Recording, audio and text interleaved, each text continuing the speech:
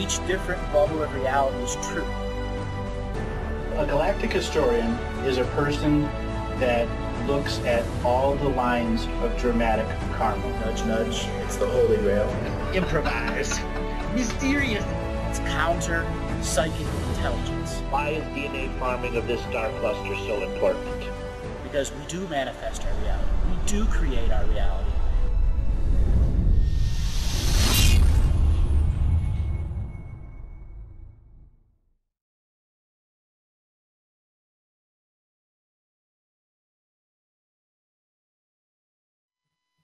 So, Doug, you want to bring on Tori? Hi. Hi, Hello? Tori. How you doing today? I'm good. How are you, Andrew? I'm doing very, very good. So how did you find out about me? Actually, it was my partner. He found you first, and he showed me some of your interview with when you were at Mount Shasta, I think with was it Lance White? Is that his name? With Lance. And then I was so taken with that. I think then I really first got really hooked when I heard an interview you had with Hope Girl, I think, and you talked about sovereignty, and it was such a wonderful speech. And then I've been watching all of your interviews with New Earth Nation and Veronica Keene, and I just love all the work all you guys are doing, and want to support you all and all of that. So, well, thank you very much. So you've heard me do readings? Just a little bit. I just really started listening to them recently, and well, the way this maybe works is tonight I tune into your Akashic record, and did you have questions you'd like to ask me? Did you just want me to jump right in? Well, I did have some questions, and I'd probably like you to jump in as well. Do you want me to go with the questions first? Sure, let's go ahead with the questions. One of the things I'm curious about how all of my past lives and everything I've been through kind of relates to to what's happening to me now today in this world, and on how that relates to my work. I'm a musician, and I play music that's spiritual in nature, and I'm in this all women's band, and we call ourselves Inanna, Sisters in Rhythm, and I just want to know what her story is, and I think I know what her story is as I've read things about her, but I just want to make sure I have the correct history, and I want to make sure I'm invoking something beautiful and not even just her story, but what our connection is to the goddess, and that I'm doing healing work through my music. I would like to think that's part of my purpose here, but I wanted to know what your take on all of that was. All right. So what I'm doing as you're asking that question, I'm scanning through the different layers of the Akashic record, and what I can do is I can tune into 20,000 separate Akashic record worlds. That means there's 20,000 separate worlds that each have their own Akashic record. And what I'm doing is scanning each one to see how many you lived in up into this moment in time, and why music has crossed over at this end time for you. Okay. And I am coming into the fifth epoch. Hold on, 5 epochs for. I'm counting the epochs here. 5, 4, 3, 6. That's on the second timeline, genocide. So you came to this world with a remedy and resolve process. Hold on one second. This is covered up. Every now and then I run into an Akashic record that's got camouflage over it. That means the light body has altered the Akashic record copy that it has, and it's altered it in such a way that it would be very easy for an Akashic record that has an exact copy of it could mull over and not see that there is something that has been light body changed here.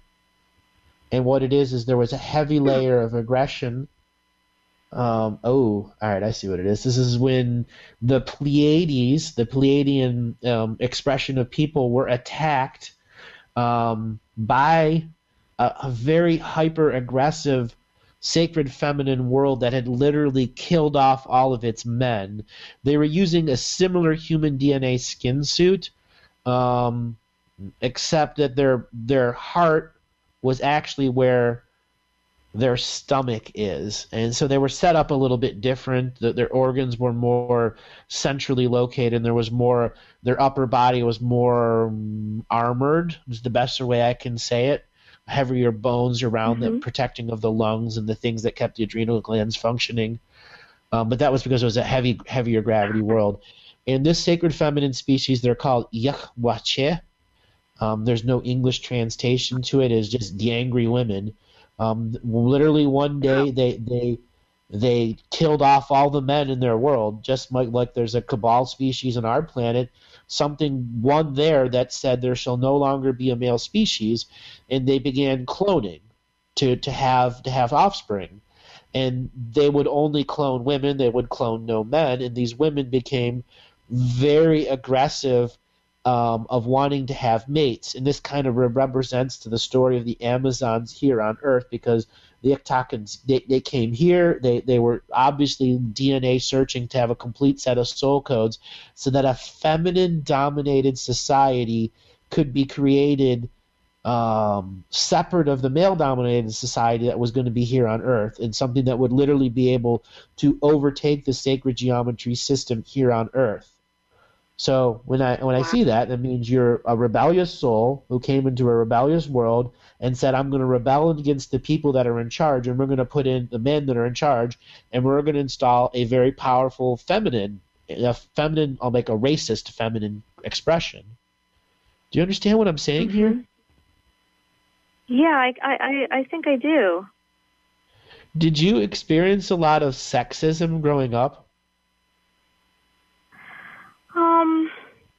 Yeah, maybe. Well, maybe not.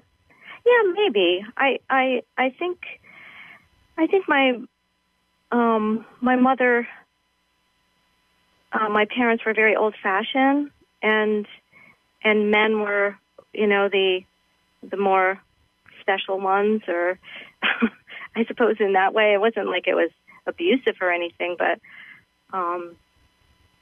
well, I did always feel a bit inferior because I was a woman. Well, this is connecting into your music. This is all connecting. This whole little storyline here. This is all connecting into your music. So, as I said, you were part of this aggression species. They literally, basically, Pearl Harbored the Pleiadians on their homeworld, and mass invaded their homeworld and began capturing male members of the Pleiadian societies and draining them of their semen right there and on the spot, and sometimes killing them off and sometimes not, and then returning to their homeworld and then breeding a whole new species of women who would go and do this again. And there were several examples where they were able to use this special dimensional gate technology and literally suddenly appear on the world and just kidnap a few thousand men at a time, and drain them of the whatever they needed to do, and then leave them or kill them. And you're dealing with that karma now. And one of the reasons you're expressing in music is that the Earth sacred feminine is not perverted like the last sacred feminine planet that you lived on. It didn't survive the change of domination control. That sacred feminine planet gave into it, where Earth has not given up. And you're here to re-heal that sacred feminine bond, that there is a planet that will stay connected to that source of divine feminine. So then what I'm doing here is trying to correct that. Is trying to correct that for your soul, but it's the creativity and the chemistry of the music that's creating the resolution. Because the chemistry is you're connected as women in the band, you're connected as women in Dreamtime, and you are connecting to the audience for that effect. So It's a trifecta. This trifecta also reveals that you as a soul has also tried to done healing with the Pleiadian peoples. So you came in and you were part of what's called the Pleiadian Seven Sisters. There are 7 planets that represent a major part of the Pleiadian incarnation cycle, and you lived as a sacred feminine, all 7. And at the end of that, you mass incarnated 7 separate souls simultaneously on the 7 planets and made a group of 7 soul shards that came together in unawareness to create perfect healing music for karmic resolution for all of those that were working with the Pleiadian species and were trying to find remedy and resolve. They didn't know how to do it, but they did know violence wasn't the way. And as long as they agreed that violence wasn't the way, the Pleiadian Seven Sisters would get in and sing an incredible healing song that would express to the different soul families that were resolving the male-dominated society or the female-dominated society, or trying to resolve that there is a non-hierarchal expression between male and female. And that's the main purpose of the Pleiadian Seven Sisters incarnation cycle, is to show people that there's no battle between the sexes. There never was. Right. Right. Oh, I love that. That sounds, that makes a lot of sense with me. And all right, so do you have any questions? Writing. Well, I guess I guess I'm on track. That's confirming that I should continue what I'm doing. I often wonder if I should be doing other things. Sometimes, I wonder. Sometimes I feel like I'd maybe like to get away from, writing music and being, so. I mean, I love being very, very spiritual, and I love healing, and I love joining, all these causes. Like, I want to go to Tara Hill now and help Veronica, and do all these things, and I want to bring music into that part of my life to help this planet. But sometimes I feel exhausted, and I don't really know if it's my true calling either, because you're feeling exhausted because you're not connected fully to your dream world. You're not fully connected to your soul family. There are projects of healing you start on yourself, but there are very few that you finish simply because you're out of energy. Right. And we live in a toxic world. The first thing we do is we have to forgive ourselves for living in this toxic world. And one of the things that I commonly tell people is to maintain gut health. Have you adjusted your diet recently? I have. Yeah, I've been to a nutritionist, and I've given up wheat and well, except for today, I've given up sugar and. That's going to give you about 20 or 30% more of your energy. The main majority of your energy is being blocked out because you're not having deeply connected dream time. Right. So what's the last dream you actually remember? Oh, I have a very difficult time remembering my dreams. I remember tiny bits of dreams. It seems like it's getting a little bit better. I actually had someone remove implants from me recently. And I was hoping that might actually, help. No, what's going on with you is, I'm just going to be blunt here. Growing up as a woman, you have a tremendous amount of male masturbatory energy deeply affecting you. Okay? And that's the first thing, is you got to say no. There was at some point some young part of you in your teenage or tween years thought of it as something that was good. And you've kept this habit pattern around where there are certain types of innocent masturbatory frequencies that innately you're allowing in, but have been turning very toxic on you in the last 4 to 5 years. You have a tremendous amount of men from a whole lifetime that use you in their fantasies, their frequency that is you, and you've shared dream space with them because you live in a sacred geometry city, you live in a sacred geometry world where we're all sharing the dirty energy underwear, and it's time where you begin to say no to that energy frequency because it's literally stealing probably 60% of your energy right now.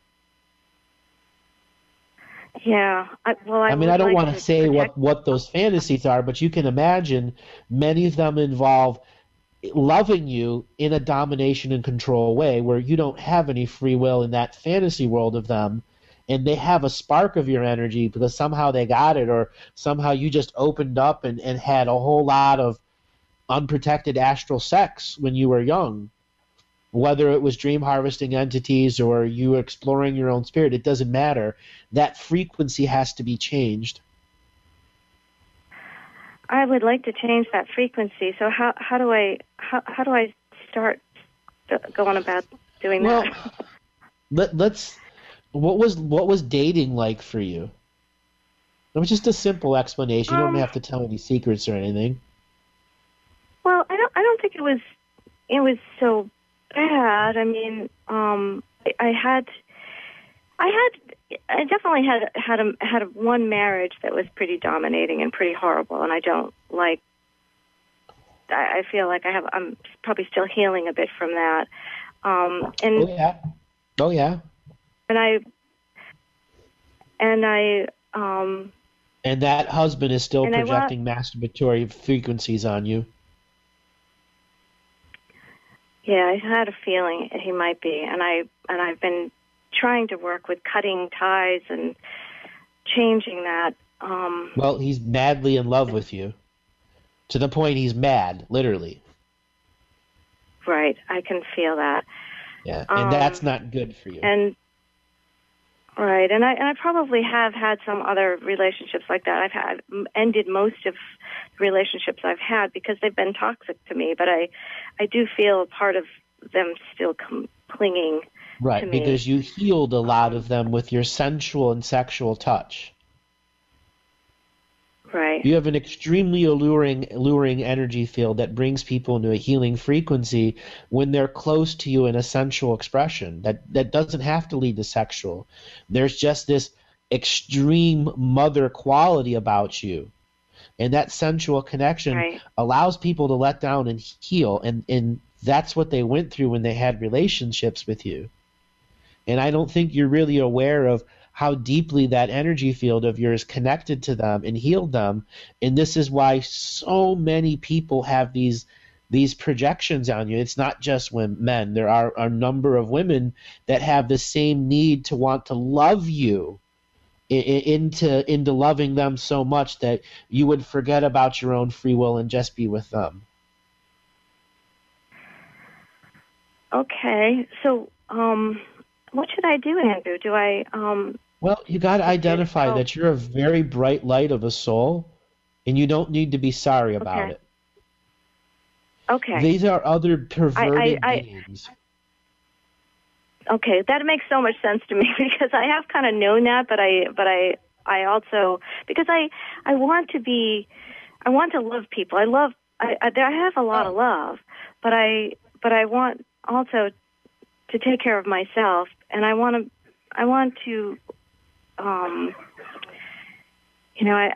I love the contracts you've written. I've read those soul contracts, I guess do you call them? And I've tried to kind of write some of my own kind of in that kind of framework to address some of these, to help me feel the power and the light that I have so that I can still shine it out there, but also not to be, taken, whatever. You want to be recognized as the God goddess, but not be put onto a pedestal. Right, exactly. And that's the metaphorical reversal that you've been dealing with, is too many of them put you on the pedestal. So what it is you have to look at that frequency where you allowed yourself to be put on the pedestal in the first place. Women Okay. throughout every generation since the beginning of time have been dealing with this. And this comes back to the fundamentals of why you incarnated this lifetime. It's to see if you could have a fresh way of doing something different in the feminine sensual expression, shining your light, being the musician, and yet still finding a way to be a rock solid residual feminine image that can take the projections, redirect them back, but not take them internal. You just got overwhelmed. You took them internal. It became a habit pattern. That is ancestral karma. You got that from your mother and father. So you have to be willing in contract revocation form, say to the frequency of your mother and father, I love you, but at the same time, the teaching which you have passed on to me as ancestral karmic debt of putting women on foundational pedestals for this particular purpose and this particular purpose no longer applies to this generation of the Great Dreamtime Awakening. I am creating something new, and I no longer need this teaching. I return it to the DNA lineage, to those that created it, for I no longer believe in that ancestral debt. And you need to incorporate that into a ceremonial expression over many, many series of weeks so that the fullness of your feminine expression returns. Like instead of a little river, there's a massive river network feeding you, bringing you back all of the energies that had been blocked from you because so much of your energy has been divested in all of these little men that your soul in perverted frequency is feeding these energy to because of their masturbatory frequency still touching you and you still being in the way of I must still protect them somehow. That is the divine feminine, and maybe they could be suicidal, they could be this, they could be whatever it is in your mind, in your soul. You justified giving them that energy even though you may be unaware of how invested you were in each of these people. Okay. Wow. Okay, that makes sense to me. And wow. And good. I mean, I have some work to do. Well, it's not a lot. And there's honestly. a new moon. Yeah. It's not a lot. There's a new moon coming up. You got to look at this removing of the masturbatory frequency that's being projected on you as like there's a big net hanging over you, and the net weighs 60, 70 pounds. Imagine life without it. Yeah, okay, yes. So the next thing is, have you ever done a colon cleanse, an actual full colon cleanse? I have. It was probably 7 years ago, maybe 6 years ago. Did you do it at home? Did you do a colonic? No, I did colonics with a woman who did it. I did a series of 6, I think. Yep. How did you feel afterwards? It was like a machine. I felt great. It was really great. Is it time to do it again, or? Absolutely. Okay. And if you can do them back to back, where you do 2 and then wait a couple days and then do and then wait a couple days and then do 2, or you can set it up where you start doing it every week, and in between there, you alter your diet for about just during the time you're going to be doing your series of 6 colonics. You drink a lot more juice and smoothies than solid food during that time that you're doing the colonics. You will increase your physical creative energy tenfold when you're done with this detox. Okay. If you can work on that masturbatory energy that's on you by creating a ceremony and doing contract revocations that say, no, I don't need this anymore. This isn't my frequency. The frequency of love that I want is my music. The frequency of unperverted sacred feminine is what I am. And then you begin to define what a non-perverted sacred feminine is, a woman who can be sensual without this sexual expression always looming in the background as the immediate method of healing. Because too many times women and men think that the sexual healing is more important than the sensual healing. You're a sensual healer, and you do that through your music. You connect to the parasympathetic body with your sound and your soul, and you create healing through that. Conversely, when you are not on stage, you are still creating that same healing frequency intensely for the men that you are around. You need to learn to redirect that onto yourself. And that will be a discipline of going, when I uber focus on a man and I heal him and I change him around, I've done all that stuff. I need to do this on myself for this period of time that you're doing your train of 6 colonics. Okay. You will have so much creative power behind fair. you. You're gonna be off the hook.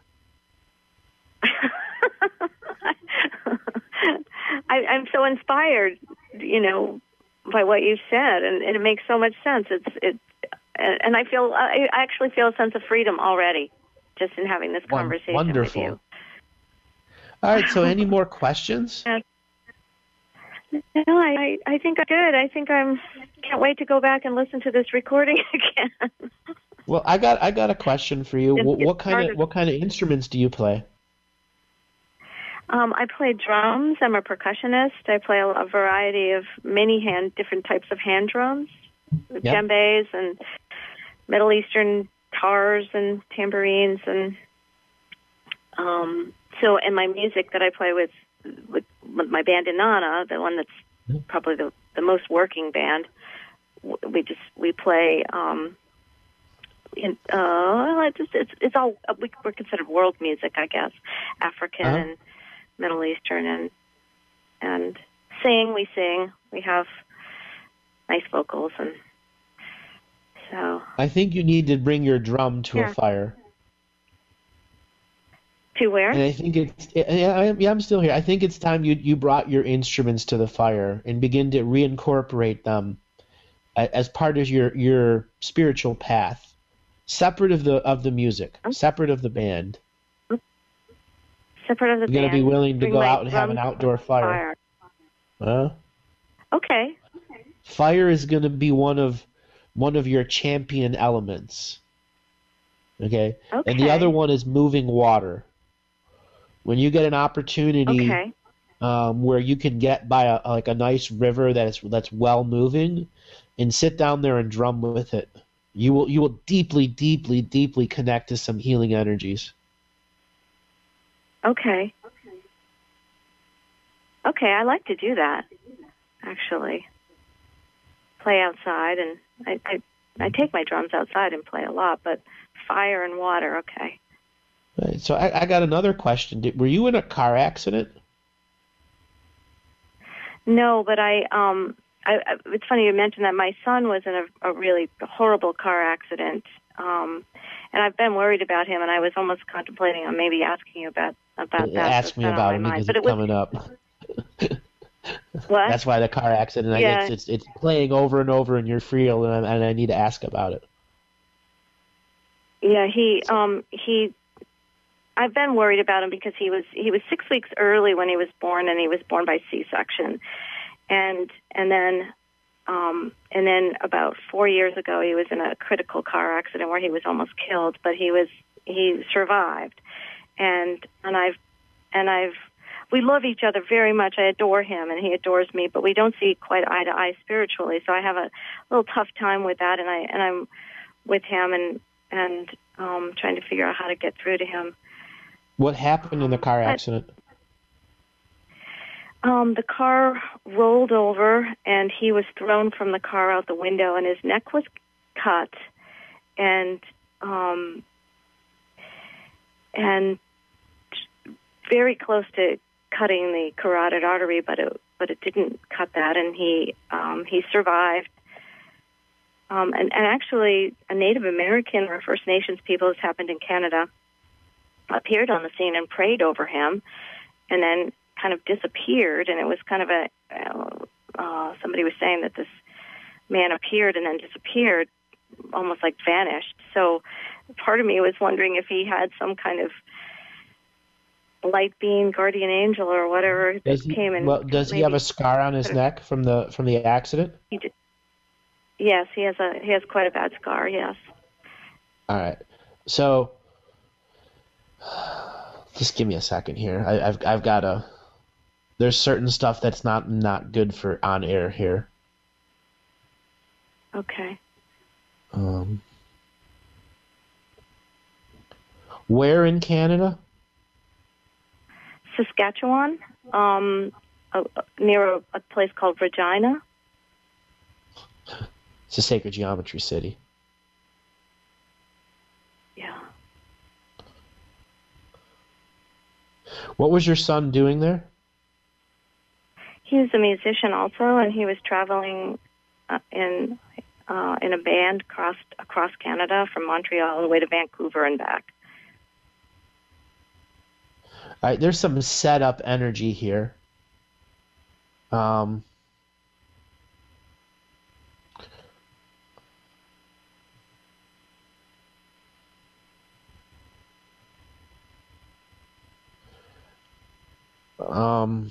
Not all of this is appropriate for air. Hold on. Your son was set up for this car accident. I've been afraid and of the that. scar on his neck was a reminder to his higher soul that if he broke the rules, that they were going to really make his life really, really hard. And the Native American that stepped in was actually an ancestor who sacrificed his Blue Road side, his Blue Road spirit, and by manifesting in making sure your son would survive, he was no longer able to be a teacher spirit of the people on the surface. He had to return to Hollow Earth and go through the last part of his extinction process. Oh, wow. So yes, your son is protected, but he has had numerous lifetimes where he became super cocky, and something set him up. And this is a long-term play. It has to do with Atlantis. It has to do with Lemuria. It has to do with the Gavortian Wars, where tremendous amounts of backstabbing went on souls. False light beings were brought in. It's a big story. But just to say that your son is protected, but he's only protected until he starts going into ego, going into vanity, going into those other things that don't keep him centered. And as long as he does that, there's going to be this continuous buildup until the anvil is going to loom over his head again, because he's in karmic retribution. He's a retributing spirit. Wow. So, what can I do to help him or protect him? Or I don't know. First thing first, I would have a cranial sacral therapist. If you have money, you have time, you have a practitioner that's good, not someone who works on their grandma every other week or works on their kids, an actual person that does it every week as a job, cranial sacral therapist, and then begin to do heavy, heavy work for him to let go of some of the spiritual scarring that went on during his recovery phase, where because the damage that he took as a soul was far worse during the recovery phase than the actual accident and injury itself. And he's a tremendous amount of scar tissue that needs to be let go over the terrors that his soul went through when it suddenly got shocked when something came calling and said, "We told you as a soul not to do this, and you did." And he got taken, and that's why they had that accident. He was pushing it way too hard. Wow. So okay, so he should see a cranial sacral therapist, and then should he? It's hard for me to for him to get in touch with himself spiritually, and I've been able to. Right, because the music he's picked up is his new connection to external. He's really not playing from his heart like he used to. Yeah. He's really become very 3D. Yes, he has.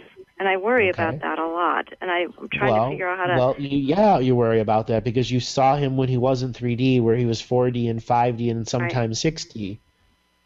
And it's sad to see that, but I think as a soul, he's so damn scared of pushing the limits and getting beat up again that he's just going to ride it out until the change comes. What can you do to fix that? You can't change people's minds. You can only lead by example and hope that they begin to see it on their own, that doing what you love is wonderful and it brings great happiness to you, far greater than doing what you don't love. So it's best for me to encourage him to do what he loves. Like he's an amazing musician and singer. I mean, his voice is so healing, and I mean,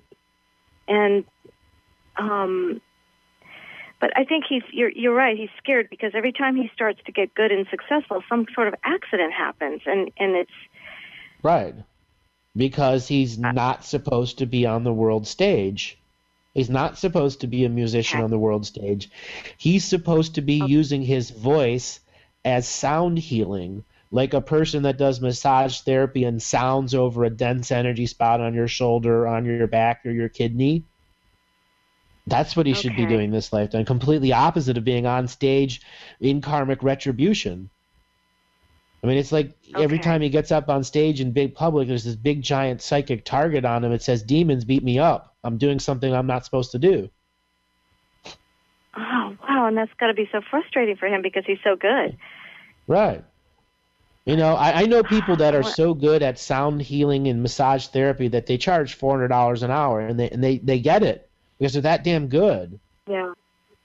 You know, it's not like he needs to you know, I mean, I can almost going to say if he went and took some advanced massage class and got some type of license or worked with some type of hands-on energy healing class like Reiki or quantum healing, quantum touch, and applied his singing to that, he'd make a fortune. Yeah. A fortune.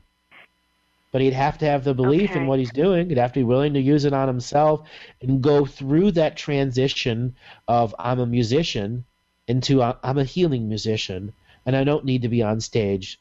The person that's in front of me is my audience, and a perfect performance for this person means not only do they heal, but I get to heal too by creating and co-creating sound with them. Okay. He started doing kirtans. What do you think about kirtans for him? Is that It's just a little thing for him to test until he goes, you know, deeper than a scratch and actually gets involved into doing something where, you know, it's not once a month or once every 5 months or whenever he thinks about it. He actually does it weekly, several times a week, till you get good at it.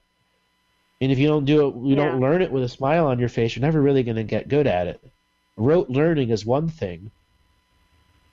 He's not really a rote learner. He's a hands-on learner. He needs to feel that energy. You know, the same thing applies to you. You could be doing sound healing if you picked up a more advanced tissue massage skill and began to incorporate all of the things that you know about music. Mm-hmm. You know, I would actually do that as a challenge for you. Find somebody that you know was willing to be your little spiritual guinea pig, you know, and sit them down on a couch or something and pull out your drums and massage them head to toe while using your drum or while using musical instruments. And tell them ahead of time, this is not a sexual experience. This is a whole point is to deeply connect to the sensual side of you, the mothering touch. And watch your sound literally pull decades of dense energy out of them. Okay. I'll try that. All right. Any last questions before we go on? We're going to take a break here real quick. I think I'm good. Thank you so much for all you've said to me and talked about with me. I really appreciate it.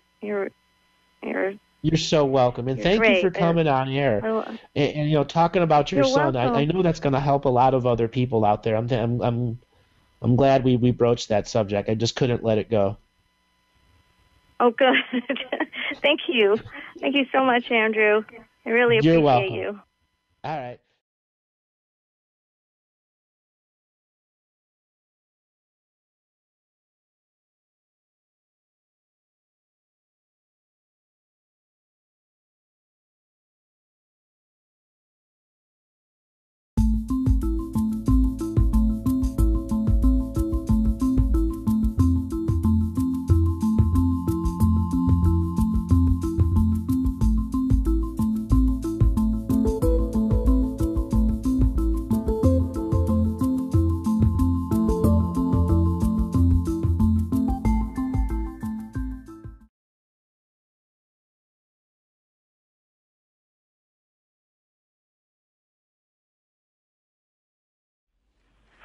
what would be your simple best advice for someone who's been contacted by the Arcturians? Ooh, ceremony. Absolutely ceremony, ceremony, ceremony. Dense energies can stick to you very easy like flies on poop. So you need to make sure you smudge your area or figure out a belief system that clears dense energy from your area. Fire ceremonies are the best unless you have waterfalls in your area, which you can regularly meditate under. If you can do both, even better. From there, you'll have conscious orbs, which are different layers of conscious exploration vehicles that would try to communicate deeper layers of DNA wisdom to you. Pay very close attention to your root chakra and how it interacts with your sacrum and your sacral and your hara or your center. That's where the dense energy will try at your belly button to influence through mother programming to lead you away from the Arcturians, because they always know when they're communicating to you. There's a specific frequency, but there are certain consciousness communities that come in and give you a blanket protection and a way to communicate through them through a backdoor if not being detected, but it requires you to create the language of rooting through your sacrum, through your solar, so that your heart is speaking the words of your soul truth co-worded with the soul truth of what the Arcturians are trying to present in theme, so you can learn their psychic alphabet of creation. Hey, Henry, I had a question for you. What's your interest? Why are you interested in the Arcturians? Just curious. I myself am also an extremely lifelong metaphysician who has worked specifically in psychic research and with interdimensional research in beings, and I was obviously it was serendipitous for me to hear this communication on the radio today, because this gentleman who's speaking is probably one of the most brilliant people I've heard in a long time, and I'm quite impressed. Great. Well, I'm glad you tuned in. Well, out of curious, how did you come across this broadcast? Because what I teach about is called 1 degree of separation, and that puts the willies up the Arcturian spine when I really talk about that, because it's the greatest way to figure out collective consciousness.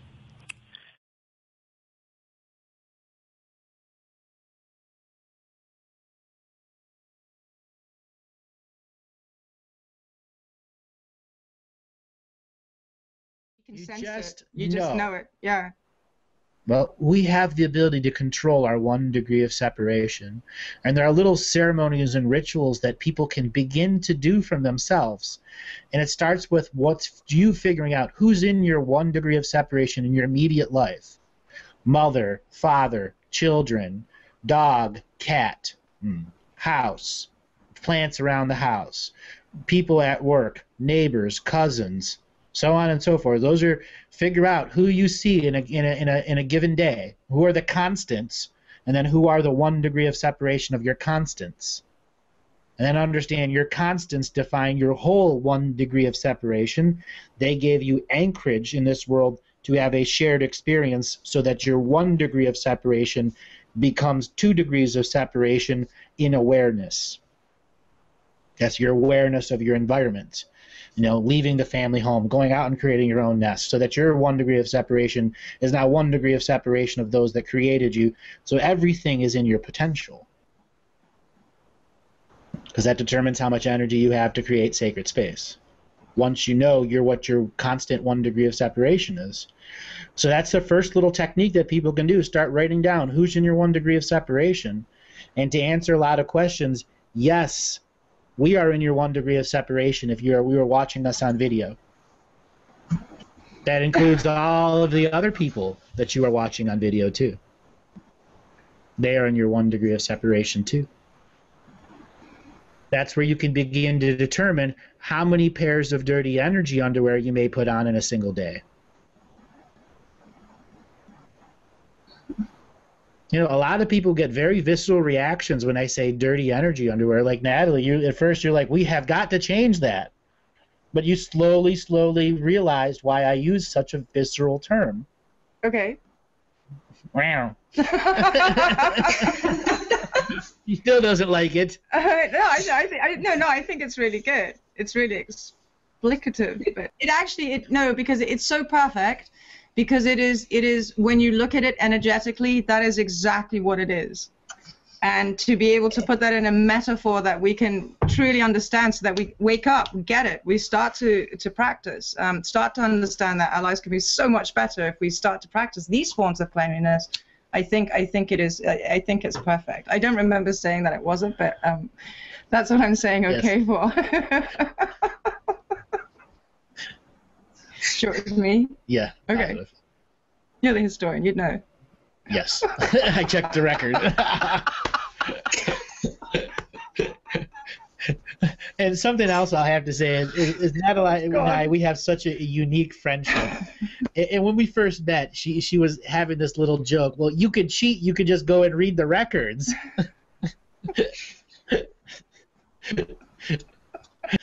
I'm like, that's cheating. I went in, traveled, looked, blah, blah, blah. And he's like, hang on a second. You know, and I'm sitting there going, that is so cheating. Sovereign free will. I loved it. I absolutely loved it. I'm like, wow, this is amazing.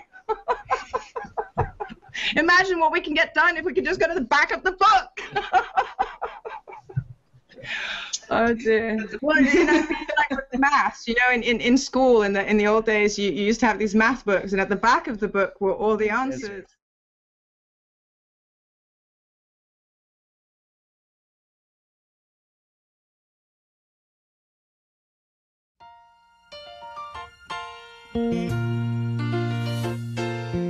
Making your way in the world today takes everything you've got. Taking a break from all your worries sure would help a lot. Wouldn't you like to get away? All those nights when you've got no lights, the check is in the mail, and your little angel hung the cat up by its tail, and your third fiance didn't show. Sometimes you wanna go where everybody knows your name, and they're always glad you came.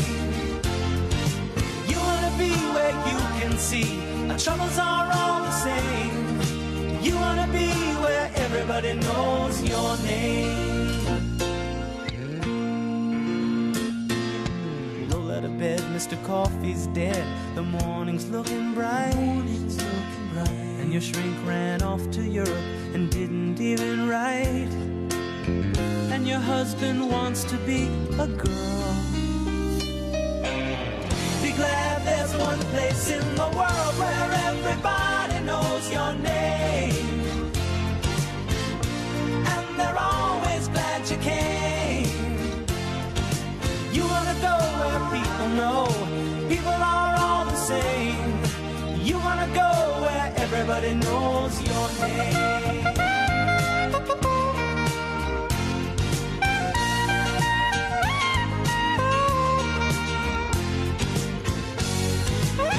Where everybody knows your name,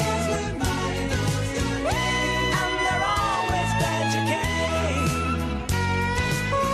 Where everybody knows your name, and they're always glad you came. Where everybody knows your name, and they're always glad you came. Where everybody knows your name.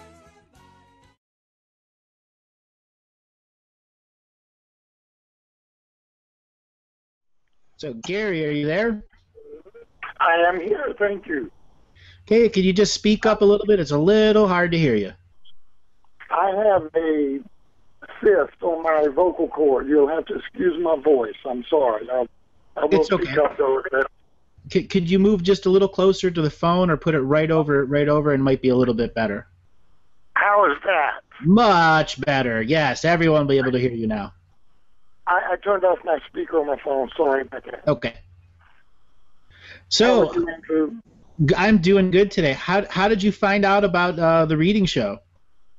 Well, I heard you with Lance White on the Mount Shasta interview, and I was already involved with some other sites, Winfrey as the spirit channel with the Ra'an group and the Elohim. And I followed Cobra and followed other groups, and I was already into doing quite a bit of meditation, working on my dreams, and waking up every day and blessing this beautiful planet, and getting up and realizing that we're all in the same boat together, and that we're all brothers and sisters. So I was totally elated with your knowledge and your ability to access the Acacia records. Well, thank you. And so, what about this that made you want to come on the show? Was it specific in the Akashic records? I did read the little thing that you had posted in there, which made me choose you. I identified in that immediate frequency. You were a person that could really help a lot of people that are listening, that are going through that change of wanting to know more and more, and willing to be a communicator and facilitator. Yeah, I first of all want to be honest with myself and be honest with others. I'm quite vocal about my beliefs of releasing all my beliefs, and I'm a healer of somewhat with my hands. I've been a recording musician in Los Angeles for 45 years. I've recorded on thousands of records, from Elvis to Michael Jackson to a lot of big records. So I've been a part of joy on the planet. And I want to spread that joy, and I want to find out how I can release the karma and move on. And I've done my sovereign revocations. I'm a member of New Earth Nation. I've claimed my sovereignty. I've done like you've done. It was pretty far out to sit in front of the fire and tell my own story, but it was just me in the room, so it was cool. And, very, very good. And so I'm a work in progress. I don't specifically remember my dreams. I do astral travel. I've been to the Arcturian temple. I have an Arcturian guide by the name of Endal that is always there when I think of his name and meditate to him. I try to put a sphere around me, an aura of protection. And so I'm just dealing with this new earth and trying to learn as much as I can. Okay, so your main question is what you can do to help your self-relief from belief system, or did you have specific questions you wanted to start with? Well, one of the questions I had was that could you comment on the City of Light, Jenny Townsend, City of Light that's going to be in Sedona, which is already there, and we can't see it yet because of our lower vibrations. Well, I happen to live in Yelm, Washington, and Yelm is a very special place, much like Sedona, and there are astral cities that are here in Yelm that become slightly visible at times when the veil is very thin. And the ones that you're talking are in a very similar situation. The people can see them at times, but what they can't do is make them manifest until a lot more of the soul family homing beacons have turned on. So for these light cities and soul family, we're going to call them refugee camps. That's the best way to describe them, is where multidimensional beings create consciousness exploration vessels, which is they let go of their physical bodies, they become energy bodies, they bond with dozens or hundreds of other beings with the express purpose of coming to another reality like Earth and setting up a temporary bubble of reality in which souls can come in and be linked to a collective that helps them find their other soul family members. It's much like the wall of records of who is where in the world. And as I'm tuning into your nature of this question, there's a whole lot of things about who you're connected to. One of the reasons you're asking about this, and I can see your Arcturian guide helping filter through some of the Akashic information, pointing out something really specific for you. You were a part of a deluge that affected Lower Peru from a massive aquifer that was created to benefit a Vorgoran species, which was very aggressive towards Arcturians who were settling on Earth. In fact, the Vorgorians were incarnating here on Earth to specifically hunt and kill Arcturians, and that is where you kind of went astray from the collective. And when you went astray from the collective, you fell into the classic Earth Zealot format, in which you became a hunter of the hunters. And this is something why you're in mass music right now. When you became a hunter of the hunted, you became villainously known, quite villainously known as a butcher of those that would hunt your kin, one who had fallen victim to their own belief. And as I'm looking deeper into this, one of the reasons this is so important in your Akashic record is the music that you helped do throughout the many, many, many, many decades. Your frequency, your signature frequency in every single song you ever recorded, whether it was heard by the public or not, was completing very specific karma to all those beings you ever hunted, and it was your contract that you created as a resolution to all of that karma you created. You would dedicate yourself to that life in service of it, to all those musicians that were there to be creative in that moment in which their career was saying that the Rainmaker is there if you can produce the trueness of voice, the trueness of song, the trueness of music that not only crosses over the dollar barrier, but crosses over the barriers of generations. That's wonderful. Thank you. Okay. So I think one of the ways that you can be more understanding of that predator-prey scenario, let me look here.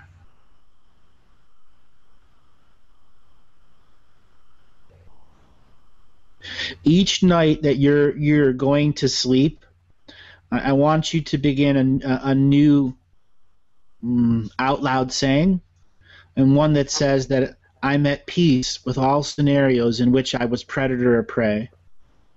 I am in unity with all moments that I was predator or prey.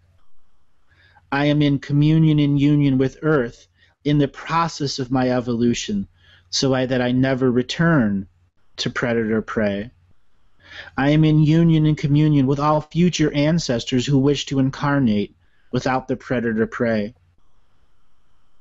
I am a being of sovereign free will, a photonic light being making a choice to not be a part of predator and prey. All karma, all belief systems that are projected onto me by predators or prey is hereby returned to the spiritual courts of equity that are always a part of our frequency. I remain as pure as I can. I remain as true as I can to my co-creative, procreative spirit, linked to Mother Earth with full knowledge that we are manifesting beings, not beings of predator or prey. Great. Okay, so what other questions do you have? Well, you're exactly right with my whole life has been a many generation of musicians, and I've reached out to billions of people with the recordings I've been part of. I'm also an artist at the same time. So this is a part of the healing, and my wife has some very serious cancer, double mastectomy, and 4-stage metastatic tubular carcinoma, and HER2 and bone cancer. And we just stay in the light. She's gone. Instead of 4 months of dying, she's here 20 months. And it would be difficult to even know that she's sick because of her attitude and her love for other people. And so I just gathering this momentum of being of service to others, and the knowledge that I don't quite understand it all the stuff that you talk about, but I certainly am trying to understand it and embrace it. And it's so, I guess that's not a question, it's an answer of being part of the solution. New Earth Nation has been a big leap for me because I'm I'm not just sitting on the sideline. I'm actually have my name there as a sovereign human being, and I'm part of the new common law and the true law of this planet and of us humans. Wonderful. By being able to make that statement, it was very, very for your importance of your soul, that going through the last section of the slave mentality as well as the martyr. Oftentimes the martyr and the slave go hand in hand. Sometimes we're martyr slaves to being martyrs. And that's kind of what you've been coming through. And I'm looking at your wife now, and I'm looking at you, how you're interwoven with spiritual contracts. And your wife has a very, very similar spiritual contract phase as you. She's coming through a different respect. You know, we all have done bad things in this galactic ascension machine life, but we've also done every good thing and everything in between. And sometimes our souls just fixate onto one concept. And the end time, where we go through the consciousness evolution, where we go through the consciousness spike, where we can say we are sovereign free will beings who do not need to use money to declare the way that we live, that we do not have to have a system of debt that says who owes who, or the hierarchical structure where those at the top never actually work, but the slaves below always are doing that. So one of the things that will really help you and your wife here going through these times of change is to be a part of the love and the light, to be a part of that frequency. And something even more is, you know, you can write music about her that can jump generations. You know, I'm seeing such a big Arcturian collective around you. They're holding hands in a big semicircle around you. And there's layers upon layers upon layers of like a chorus that's stacked up one behind the other, except they're in the sphere around you. And they're all projecting this collective music to you, and each bit of the music is about Arcturian poetry, about all the people that have been lost from their society to Earth, the lure of the mysteries of Earth that has drawn away some of the most powerful Arcturian consciousness explorers from the farthest enders of the farthest universes, not even creation yet. They have come here and now and found themselves trapped. And there were those beings like you who were never entangled with the galactic ascension machine and made a choice at about 11.5 million years ago during the fourth paradox that if they didn't come in now, that the end time of the fifth paradox, that more than likely the darkness would win and the light would lose, and neutrality would be the only thing left to prevent the darkness from spreading to all other galaxies, dimensions, time streams, and universe. And the neutrality isn't going to interfere except to protect their own frequency, their own reality. It is the very nature of that neutral witness. And that was one of the conundrums so many of the higher ascending Arcturians faced, that they had to abandon their neutrality or discover a whole new way that neutrality can mean a way of life that's beneficial for all sentient beings in all dimensions and time streams, even those in predator-prey. So you were part of a Dolma, an Arcturian soul family group, that made a decision, made an oath to planet Arcturus, the actual soul of the planet, saying that they would come to this thing, this galactic ascension machine, and they would stay in it for that fourth paradox and that fifth, and they'd repeat the first, second, and third as if they were in it from the beginning, just to make sure that their powerful ascending masters, ones that have been lured into this million-year mystery, that they'd have a way out, that they weren't going to leave their families behind. So no, you came here with a mission to make sure at the end that you would have done this lifetime that you just did, shared with your wife. Pat yourself on the back. You made it. You shouldn't have. You shouldn't have. But there were so many people in the industry that were protecting you from those that could have really ruined your life. Yeah. Now, how many times have you turned down the Rainmaker?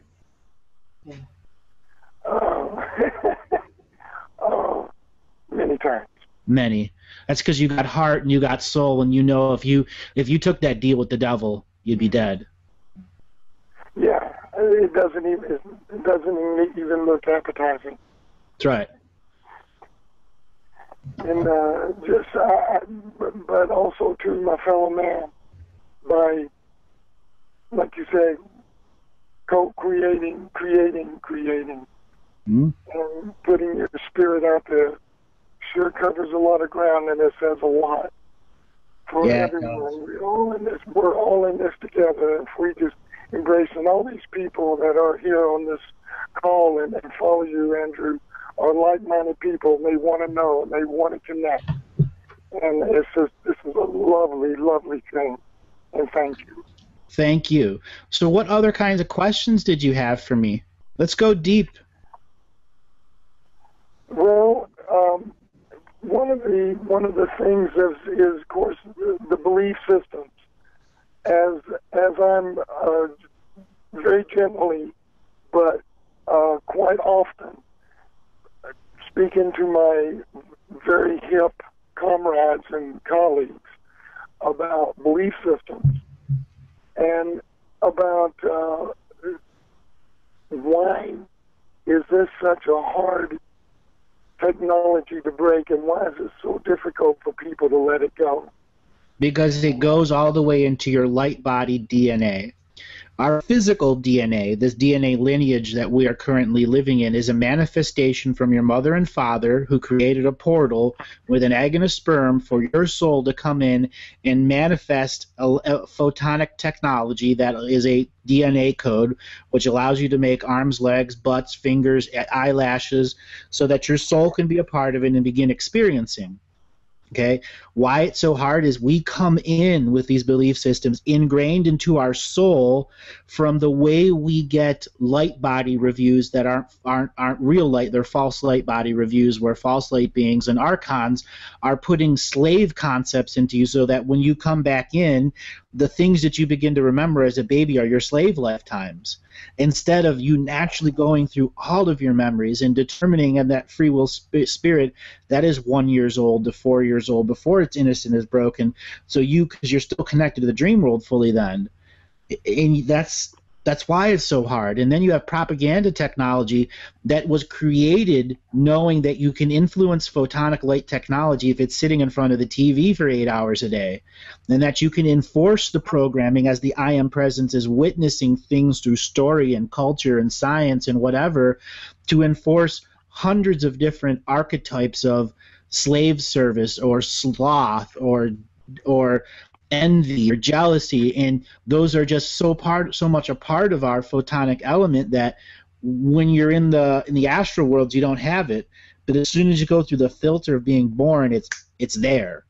And it's very, very difficult in the astral worlds to remove those from your photonic light, because you are an ever-present being, fully aware.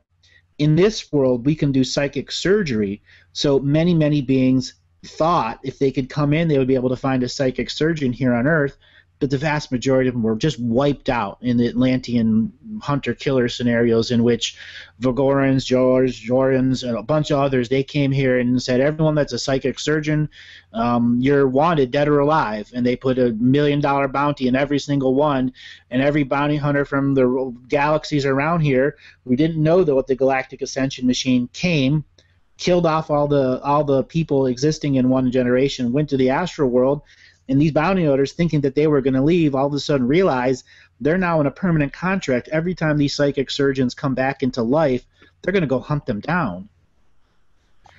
So how do we break light body programming? I Am Presence contract revocation is just the 101 teaching.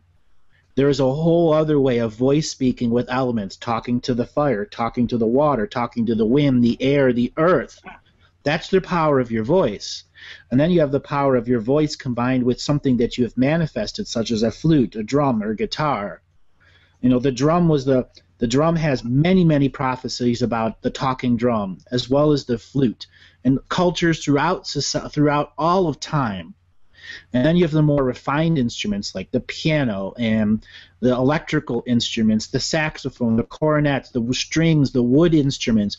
All of those things are a way that this photonic light technology can use every layer of expression in interaction with its hands, feet, eyes, toes, or whatever, to create a frequency of unity.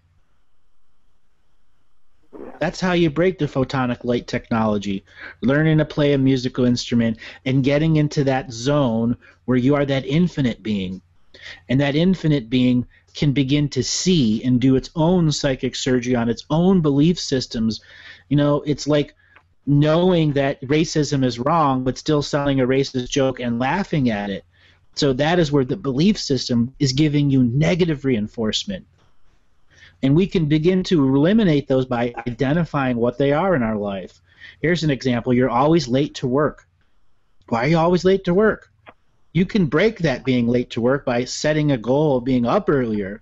And we can break those habit patterns that are built into us, such as envy, jealousy, hatred. And we have to identify where we gave those frequencies room in ourselves so that we can vent or rant about it. And there is where we begin the fine revocation of, no, I don't want that in my field of energy. I do not want to attract those type of people, because when you are that, everything around you is just your reflection of what should be in your life or what is in your life. And when we are radiating beings of light that have taken our belief system by the reins and say, I am in control, and not the body who has been experiencing this. That's great. That is great, and working on what is really true unconditional love, and you know, because there's always a but in there about character and what you think that character of that person is, or what your thoughts of is, because the way we were born and raised. And the unconditional love has no barriers, has no limit, and it's consistent. It doesn't, no matter what level our fellow man's in, you still love them. That's right.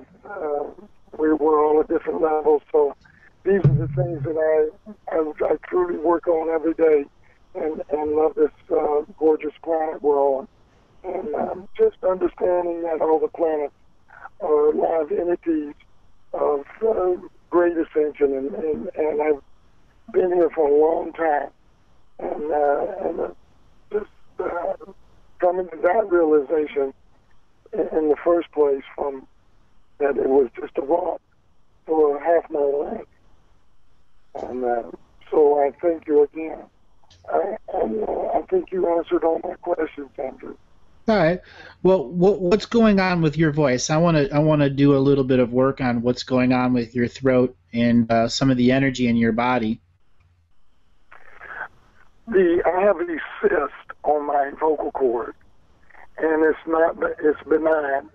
It just grew there like, I don't know, it just came on. I figure it's been some kind of blockage or something, but it hasn't stopped me, it hasn't slowed me down, it's just annoying. All right, I'm looking at it right now. I've got it. All right, this cyst is actually karma. This is a karmic cyst on your voice, and I've got it in the tips of my fingers here. Let me just separate why it's here. This is like opening up a Russian egg that's very, very delicate. Okay, I want you to call upon your Arcturian guide. Okay. To open up the collective hall of records inside that cyst. You know where it is exactly in your throat. You can feel it. Yes. I want you to have him open up the hall of records, collective to all collectives. And I want you to share that collective with all collectives to every piece of music you have ever written. You know, you may not physically remember them, but in this metaphorical concept, this is why this cyst is here. Is you were not allowed to have the collective frequency of the Arcturians in every piece of your music. And this is a representation of what was suppressed from you. And now you're at a stage where taking away that suppression will heal this cyst.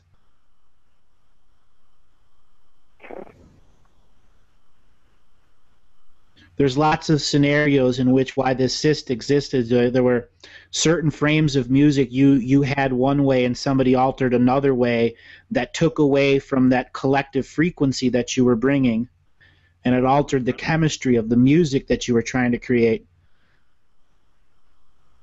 And oftentimes you had oral arguments with these people who were really idiots about music. And now, hold on, I'm just pulling out hundreds of arguments, suspended voices. You don't need these. Every time your voice was ever suppressed, you need to let this go about whatever was going on in the music industry. You made it. You've earned the right to be free of this energy. So this is the whole records collectives of the collectives with all. I mean, That's right. collectives of the collective share of this, sharing my music with the Arcturians. Okay. I will do that. There we go. The joy, whether I'm playing with one person or 100 people, which I do all this quite often. I'm very active.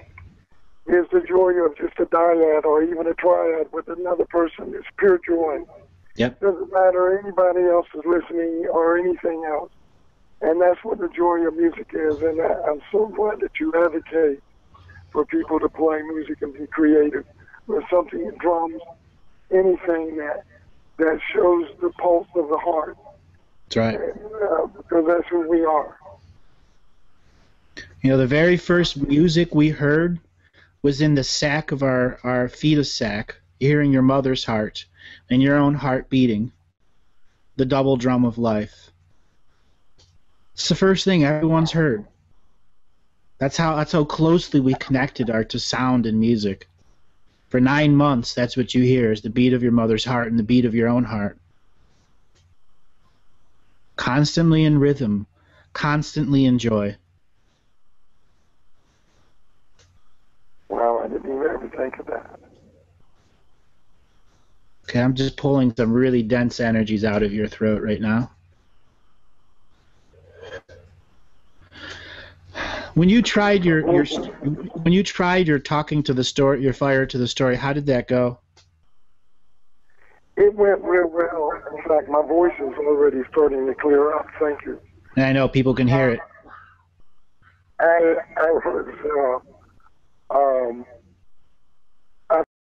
leader when I told my story in front of the fire, and I just felt lighter. I felt sort of some of the weight off my shoulders. And what I'd like you to do is to go back to the fire and go, I've told my story, but there are some scenarios in which I never got to speak in my life.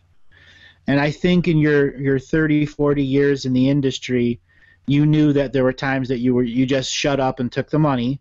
So whatever drama was going on.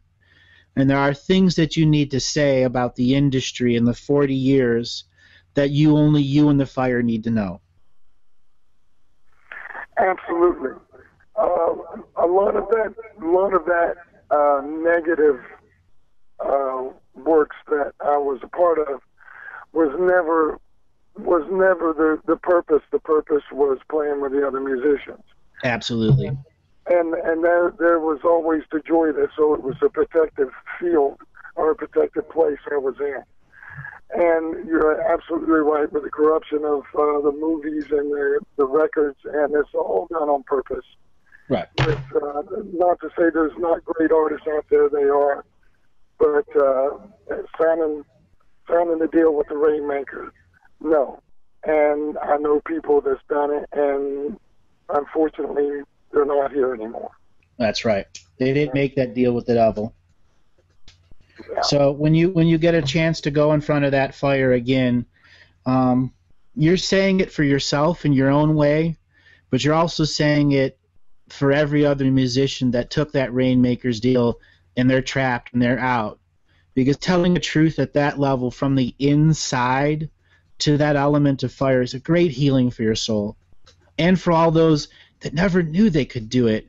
And when you choose to do it out loud by the fire and enter it into the Earth Akashic record, Every being who's ever heard one note of your music now has that in their energetic frequency of unity of what went on in the music industry. The truth. And the good truths. Not just the bad truths. The good truths, too. That's why you bringing that collective of collectives to that cyst is so important. Because you're going to link every note that you've ever played, that's ever been recorded, has ever been live on air or listened to.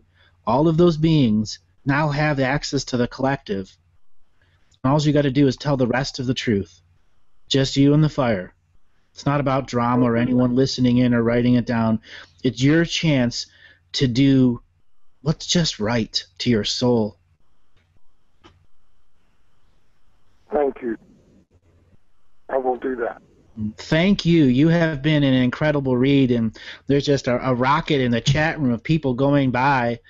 You know, Gary, you have been absolutely special. I'd like to do a little something more here with you. There's a whole bunch of projections on you that I'm just clearing off right now. Your lower back, your neck, your eyes. Have you tried to take any salt baths recently? I have not, but I do gargle with Himalayan salt. What I'd like you to do is tonight and for the next 4 or 5 nights in a row, and during the day if you can too, is to take a salt bath. Okay. Okay, what that's going to do is all of the energy that's in the very edges of your aura, that is projections that are coming on you from many, many older scenarios, it's just going to start to dissipate them, and you're going to have a lot more free energy in your lower back and your sacrum to really have some much more intense dreaming scenarios, as well as going to be able to heal yourself. One of the other things you can do is after the salt bath, when you go to sleep at night, I want you to put about a half cup of salt into a bag and put it on your tailbone. You know, just use your underwear to hold it in place or a little bit of medical tape and just leave it there all night. And I also want you to put another one on the back of your neck. Okay. It is really, really going to help you. And as you're doing your ritual where you're going to sleep, ask your Arcturian guide to be in full protection of the bag of salt, to begin to act as the spiritual filter, so that which you cannot hear, you can hear, that which you cannot see, so you can see, so you can be in perfect chemistry with the music they're co-creating with you. Oh, that sounds wonderful. Well, this has been special, Gary. I want to thank you for coming on the show. Gary, thank you very much. Thank you, and God bless. God bless all of you. People that are watching the video, I was getting my hand in there and literally touching the cyst and separating the akashic record, and what I see, not with these eyes and not with this third eye because it's all combined, there's layers and streams of information that I can see with my left brain and my right brain. And then my center, my third eye, makes frequencies, and my eyes look at my third eye, which creates this inner hologram of information stream. And I can make that information stream very micro on specific objects like cysts, cancers, ovaries, whatever. And I can learn exactly why that thing was created. Now, I have done many, many, many musicians, the highest end, actresses at the highest end, and I find specific things like this where things that they wanted to include in their work, but they did not have the creative control to do it. And this is a classic way of the system of domination control, corrupting a person at the light body frequency by literally cutting off what makes them really a soul. It's like making them eunuchs.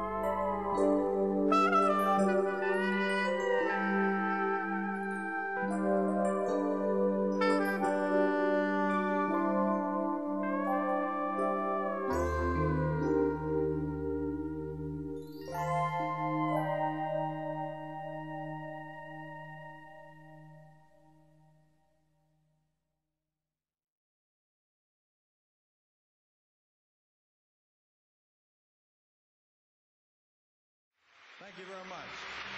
A fantastic audience. Take it, baby.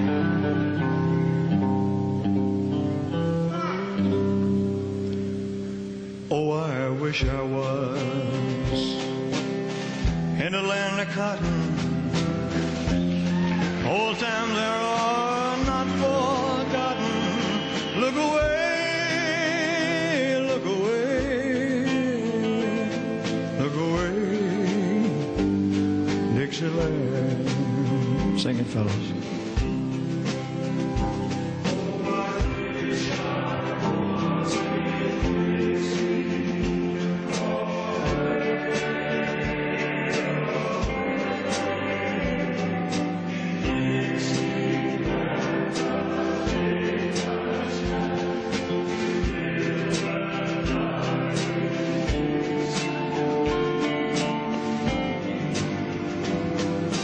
Dixieland, I was born early, Lord, one frosty morn. Look away, look away, look away, Dixieland.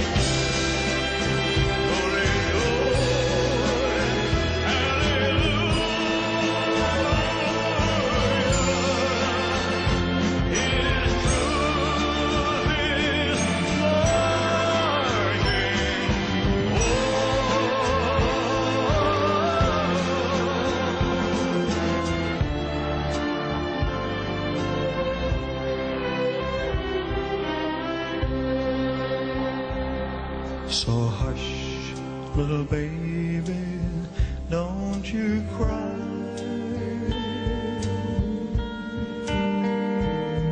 You know your daddy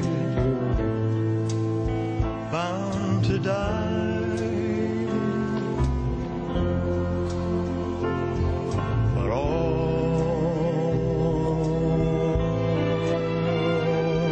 my trials, Lord, soon be over.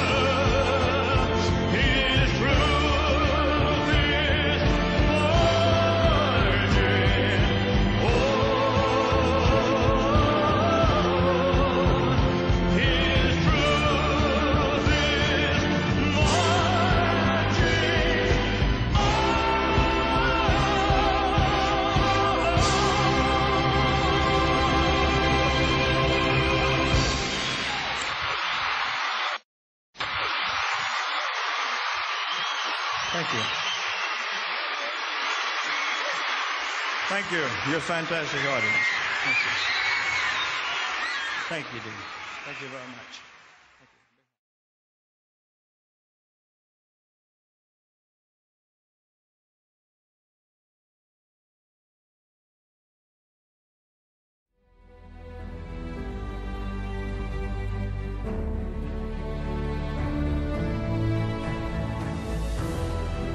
Each different bubble of reality is true. A galactic historian is a person that looks at all the lines of dramatic karma. Nudge, nudge. It's the Holy Grail. Improvise. Mysterious. It's counter psychic intelligence. Why is DNA farming of this star cluster so important? Because we do manifest our reality. We do create our reality.